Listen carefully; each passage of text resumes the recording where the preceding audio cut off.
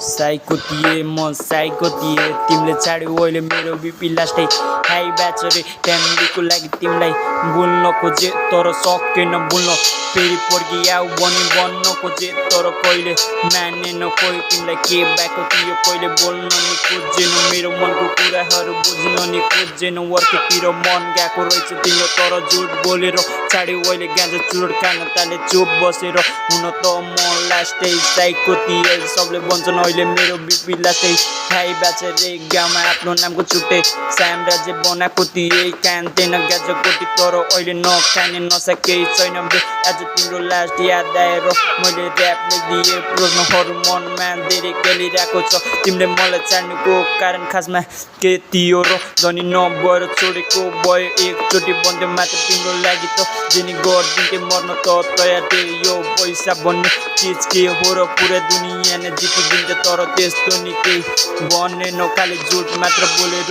गयो उसको मम्मीले केटा खोज्दैको रे मम्मीको इज्जत राख्नुको लागि मलाई छोड्नु पर्ने के इज्जत राख्यौ र अहिले कसैको मन तोडेर अर्केको भएपछि कति हार्ड भएको थियो जब मेरो अगाडि अर्कै केटाको फोटोमा किस खाँदा एकचोटि पनि सोचेनौ हाम्रो नि फिलिङ्स हुन्छ हामी मान्छे गरिब भए पनि हाम्रो मन धनी हुन्छ आँखाबाट आँसु मात्र खस्दैन तर मन लास्टै रुन्छ यो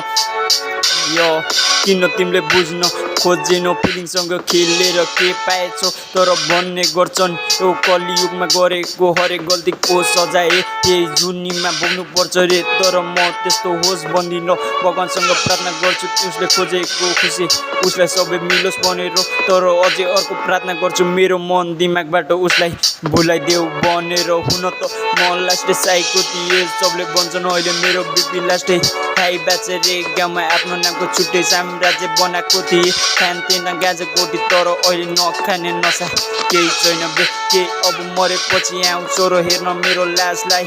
यो हेरेपछि नरुन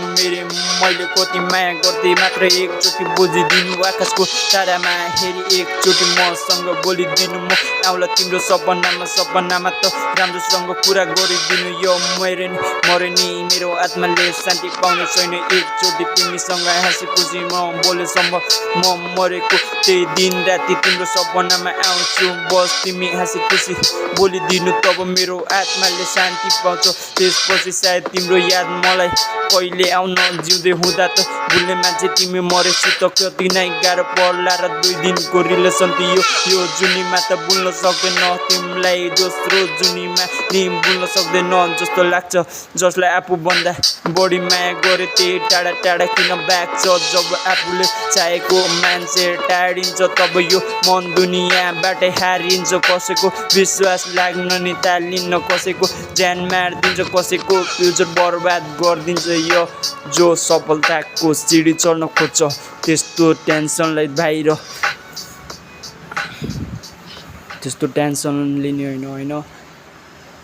सफलताको सिडी चढ्न खोज्ने हो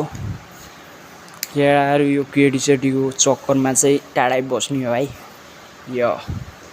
सिल द रक भन्दै